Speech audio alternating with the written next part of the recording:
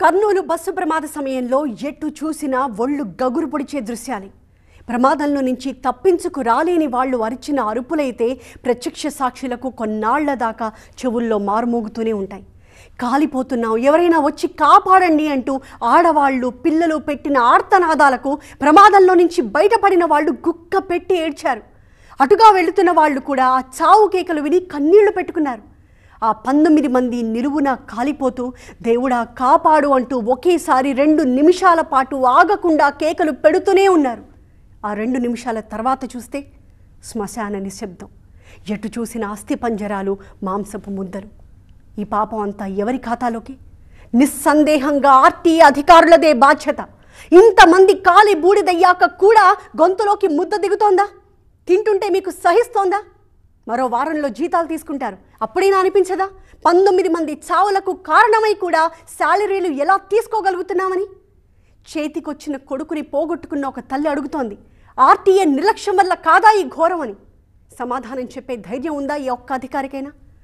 అడ్డు అదుపు లేని ఆర్టీఏ అవినీతిని, అధికారుల నిర్లక్ష్యాన్ని బాధిత కుటుంబాలు నిలబెట్టి ప్రశ్నిస్తున్నాయి. వాళ్ళు చేస్తున్న ఆరోపణలేంటి? ఆర్టీఏలో అవినీతి ఏ స్థాయిలో ఉంది? మాట్లాడుకుందాం ఇవాల్టి బర్నింగ్ టాపిక్లో.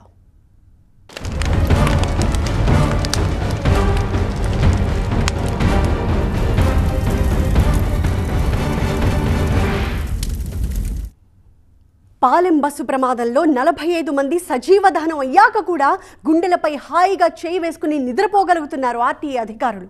అలా నిద్రలో ఉన్నారు కాబట్టే కదా ఈ కర్నూలు బస్సు ప్రమాదం. వీళ్ళని మించిన కర్కసులు, కరకోటకులు ఉంటారా ఈ భూమి మీద? ఈ దేశంలో అత్యంత అవినీతిమయమైన శాఖల్లో ఆర్టీఏ ఒకటి. కాదా? ఈ శాఖను నడుపుతున్న తెలుగు రాష్ట్రాల అత్యున్నత స్థాయి అధికారులు సైతం కాదనగలరా ఈ విషయాన్ని?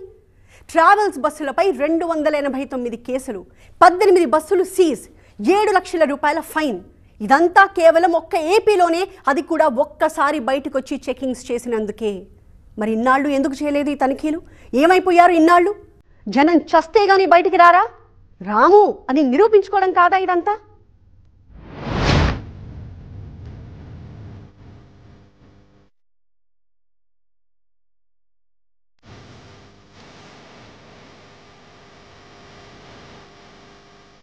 ఆర్టీఏ అధికారులే కనుక సరిగ్గా ఫోకస్ చేస్తే ఇట్స్ ఎ ఛాలెంజ్. ఏ ఒక్క ప్రైవేట్ ట్రావెల్ కూడా రోడ్డుపైకి రాలేదు. లోపం లేని ప్రైవేట్ బస్ ఒక్కటైనా కనిపిస్తే ఒట్టు. దాదాపుగా అన్ని ప్రైవేటు బస్సులు యమపురికి డైరెక్ట్ గా తీసుకెళ్లే నాన్ స్టాప్ సర్వీసులే.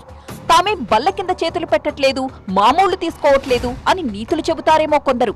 రెగ్యులర్ గా జరగాల్సిన చెకింగ్స్ చేయకపోవడం కూడా అవినీతిని పెంచి పోషించడమే. లంచాలు తీసుకోకపోయినా ప్రైవేట్ ట్రావెల్స్ చేసే తప్పుల్లో భాగస్వాములే.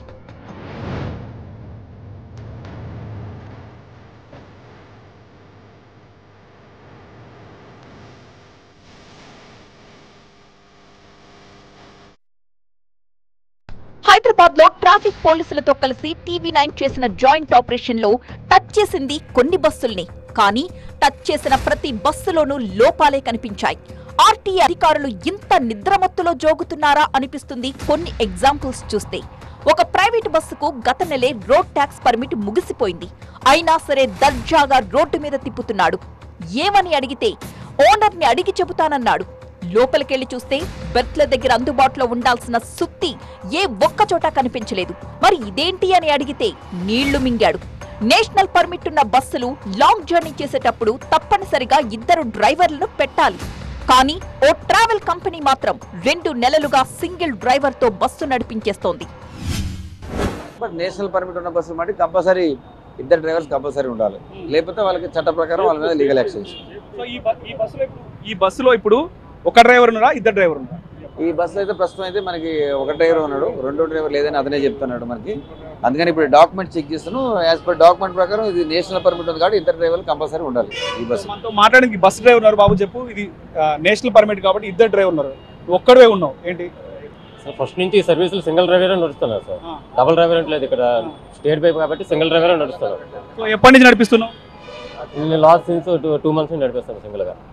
సో మరి 2 డ్రైవర్లు ఉండాలి కదా, నీకు ఆ విషయం కూడా తెలియదా? లేదు సార్, అసలు వాళ్ళు ఇచ్చింది సింగిల్ డ్రైవర్ ఇచ్చేసారు, డబుల్ చెప్పలేము. అసలు చెక్ చేసిన ఏ బస్సులో కూడా తగినన్ని ఎమర్జెన్సీ ఎగ్జిట్స్ లేనే లేవు. ఫైర్ ఫైటింగ్ పరికరాలు అసలే లేవు. కొన్నింటికి బస్సుకు సంబంధించిన డాక్యుమెంట్స్, పర్మిషన్స్ కూడా లేవు. పైగా కర్నూలు బస్ యాక్సిడెంట్ తరువాత అధికారులు తనిఖీలకు వస్తారని తెలిసినా కూడా జాగ్రత్త పడలేదంటే ఇదంతా మామూలు వ్యవహారమేలే అని లైట్ తీసుకోవడమే కదా. ఆర్టీఏ హడావిడి గతంలో చూడనిదా, ఎల్లకాలము ఉంటుందా అనే ధైర్యమే కదా. ఎక్కడెక్కడ ఉన్నాయి? రెండోది ప్యాసింజర్లకు చెప్పారా హ్యామర్స్ అన్ని ఉన్నాయా? ఎక్కడ లేవు. మేము కూడా చూసాం. ఇప్పుడు మేము చూసాము హ్యామర్స్ లేవు. సో నువ్వు చాలా అబద్ధాలు ఆడావు. నువ్వేం చెప్పావు? ఒక నిమిషం ఆన్లైన్ లో కట్టారని నువ్వే చెప్తున్నావు. ఆన్లైన్ లో ఇప్పుడు ప్రత్యక్షంగా ఏసీపీ గారు ఆన్లైన్ చెక్ చేస్తేనేమో లాస్ట్ మంత్ అయిపోయినట్టు స్పష్టంగా కనిపిస్తుంది. సో అంటే నువ్వు ఎంత నిర్లక్ష్యంగా ఉన్నావో, ఎందుకంటే ఎంతో మంది నిన్ను బస్సు ఎక్కుతారు, నువ్వు ఎంత నిర్లక్ష్యంగా ఉన్నావో నీకు అర్థమవుతుందా? బూడిదైన కర్నూలు బస్సునే తీసుకుందాం. ఈ బస్సుకు సీటింగ్ పర్మిషన్ మాత్రమే ఉంది. కానీ స్లీపర్ బస్సుగా మార్చేసి కొన్నేళ్లుగా నేషనల్ హైవేపై తిప్పుతున్నారు. అయినా కన్నెత్తి చూడలేదంటే ఆర్టీఏ అధికారులకు అంతో ఇంతో అందబట్టి కాదా? ఒక వెహికల్ కి పర్మిట్, ఫిట్నెస్ చాలా అవసరం. ఈ కర్నూలు బస్సుకు ఆల్ ఇండియా ట్రాన్స్పోర్ట్ పర్మిట్ గడువు కూడా 26 నెలల క్రితమే ముగిసిపోయింది. పొల్యూషన్ వ్యాలిడిటీ 18 నెలల క్రితమే ఎక్స్పైరీ అయింది. ట్యాక్స్ వ్యాలిడిటీ ముగిసి 18 నెలలైంది. ఇక ఇన్సూరెన్స్ వ్యాలిడిటీ 6 నెలల క్రితం ముగిసింది. ఇన్ని నెలల్లో ఒక్క రోజు కూడా తనిఖీ చేసి ఉండరంటే నమ్మాలా? అంటే కొందరు ఆర్టీఏ అధికారుల చెయ్యి తడిపినందుకు కాదా ఇలా తప్పించుకున్నది? ఈ బస్సు విషయంలో ఎక్కడా లంచాలు తీసుకోలేదని ఒక్కరంటే ఒక్క అధికారి అయినా ధైర్యంగా ముందుకొచ్చి చెప్పగలరా?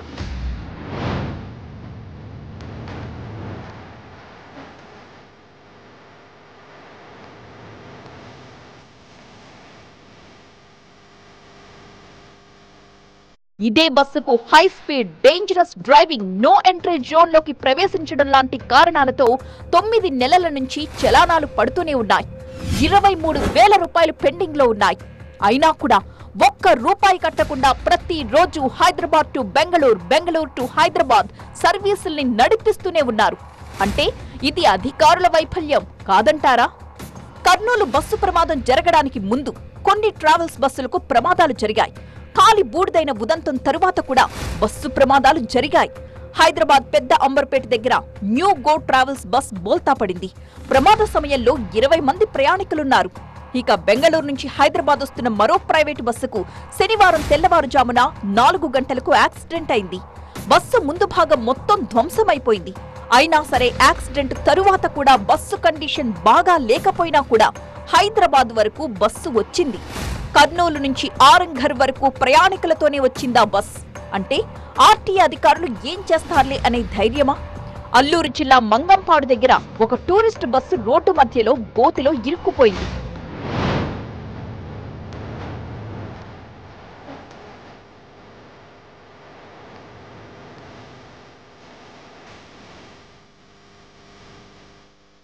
ప్రతి ఏటా చూస్తున్నాం, స్కూల్ బస్ ప్రమాదం జరిగినప్పుడు మాత్రమే ఆర్టీఏ అధికారులు హడావిడి చేసేస్తూ ఉంటారు. లేదా అకాడమిక్ ఇయర్ మొదలైనప్పుడు కొన్ని చోట్ల బయటకొస్తుంటారు. ఇక ఏడాదంతా వాటి వైపే చూడరు. ఇప్పుడు ప్రైవేట్ ట్రావెల్స్ విషయంలోనూ అదే జరగబోతోంది. ప్రమాదం జరిగింది కాబట్టే ఈ హడావిడంతా. ఆ తరువాత మళ్లీ అధికార గణమంతా నిద్రలోకి. నిర్లక్ష్యానికి ఒక నిలువెత్తు రూపం ఇస్తే అది ఖచ్చితంగా ఆర్టీఏ అవతారమే తీసుకుంటుంది. కాదని చెప్పగలరా శాఖ అధికారులు ఎవరైనా? కర్నూలు బస్సు నిమిషాల్లో కాలిపోవడానికి కారణం ఆ బస్సులో ఉపయోగించిన మెటీరియల్. వెనక కిటికీలు పగలగొట్టి బయటకొస్తున్నప్పుడు ఆల్రెడీ మంటల్లో కాలిపోతూ కనిపించారు ఒకరిద్దరు. కారణం వేగంగా చుట్టుముడుతున్న మంటలే. మరి దానికి కారణం ఏంటి? అందులో వాడిన మెటీరియలే. సీట్ కవర్ల నుంచి కర్టన్ల వరకు దేనికి ఏ మెటీరియల్ వాడాలి అన్న దానిపై ఒక రూల్ బుక్ క్లియర్గా ఉంది. ఏ ఒక్క ఆర్టీఏ అధికారైనా ఆ రూల్ బుక్ ప్రకారం చెక్ చేస్తున్నారా? అందుకే కదా 19 మంది సజీవ దహనం కాదు, అధికారుల నిర్లక్ష్యం కారణంగా జరిగిన హత్యలు అని బాధిత కుటుంబాలు అంటోంది. సార్ ఎవరు చెప్పారు అన్ని petrol? Yes, seat cover made from polyester, foam వచ్చి మేడ్ ఫ్రమ్ పెట్రోల్ ప్రోడక్ట్, పైన సీలింగ్ వచ్చి పెట్రోల్ ప్రోడక్ట్ వచ్చిందల్లా పక్కన ఉంటుంది. Curtains are made by polythene.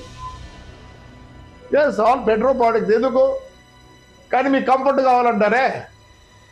నేను డీప్గా పోతే అందరూ బాధపడతారు. నిజమే, ప్రైవేటు బస్సుల్లో హంగులే కోరుకుంటారు ప్రయాణికులు. వాళ్ళకేం ఏదైనా కోరుకుంటారు. కానీ ఉండాలా ఉండకూడదా అని చెక్ చేయాల్సింది ఎవరు? ఆర్టీ అధికారులు కాదా? బస్సులో ఉండే ప్రతి మెటీరియల్ బగ్గుమని అంటుకునే స్వభావం ఉండేవే వాడుతున్నారు. అందుకే అగ్ని ప్రమాదం జరిగినప్పుడు నిమిషాల్లో కాదు క్షణాల్లో తగలబడిపోతోంది. నిజానికి త్వరగా నిప్పంటుకోని మెటీరియల్ వాడాలని రూల్స్ చెప్తున్నాయి.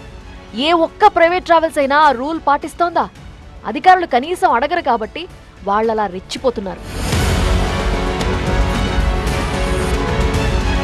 మంటలు వేగంగా అంటుకుంటాయన్న కారణం ఒక్కటే కాదు, అవి రిలీజ్ చేసే విషవాయువులు కూడా మహా డేంజర్. ఇలాంటి అగ్ని ప్రమాదాల్లో ఎక్కువ మంది సజీవ దహనం ఎందుకు అవుతారంటే ఆ గాలి పీల్చటం వల్ల. ఆక్సిజన్ అందని పరిస్థితుల్లో మైకం కమ్మేస్తుంది. 2 నిమిషాల పాటు ఏకధాటిగా కార్బన్ డైఆక్సైడ్, కార్బన్ మోనాక్సైడ్ పీలిస్తే అక్కడికక్కడే మనిషి చనిపోతాడు. అందుకే త్వరగా అంటుకునే స్వభావం ఉన్న మెటీరియల్ వాడకూడదని రూల్స్ చెప్తున్నాయి. బస్సుల్లో చాలా వరకు ఫైబర్కి సంబంధించిన వస్తువులు వాడుతుంటారు, ప్లాస్టిక్కి సంబంధించిన వస్తువులు వాడుతుంటారు. ఇది కాకుండా మిక్స్డ్ అలాయ్స్ అంటే brass, copper, iron, steel, aluminium ఇలా వివిధ రకాలైన మెటల్స్ కూడా వాడుతుంటారు. ఒకేసారి టెంపరేచర్ 300 డిగ్రీస్ 600 డిగ్రీల స్థితికి వెళ్ళినప్పుడు ఏమవుతుందంటే ఇవన్నీ కొంచెం కరగడం వల్ల హార్మ్ఫుల్ అంటే మనుషులకు అపాయకరమైన వాయువులు అక్కడి నుంచి వెదజల్లుతాయి. చాలా వరకు ఈ ఫైర్ యాక్సిడెంట్